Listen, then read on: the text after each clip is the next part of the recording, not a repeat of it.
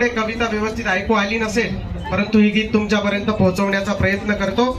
मी doctor Babasaheb Ambedkar Marathwada विद्यापीठ या ठिकाणी शिक्षण घेत असताना हे मी स्वतः लिहिलेलं गाणं आहे। आता गाणं म्हणत असताना चांगला स्वर लागतो, माझ्याकडे स्वर वगैरे असलं काही नाही, माझा नरडा आहे, म्हणून या नरड्यामधून येणारा आवाज तुम्ही स्वीकाराल एवढीच अपेक्षा करतो। कवितेच्या मागची पार्श्वभूमी 4 कवितेच्या ओळीमध्ये तुम्हाला सांगतो की माझा जन्म तसा उद्ध्वस्त झालेल्या झोपडीतला, माझा जन्म तसा उद्ध्वस्त झालेल्या झोपडीतला, मी माईच्या पोटात होतो, माई नामांतराच्या लढ्यात होती, मी माईच्या पोटात होतो, माई नामांतराच्या लढ्यात होती।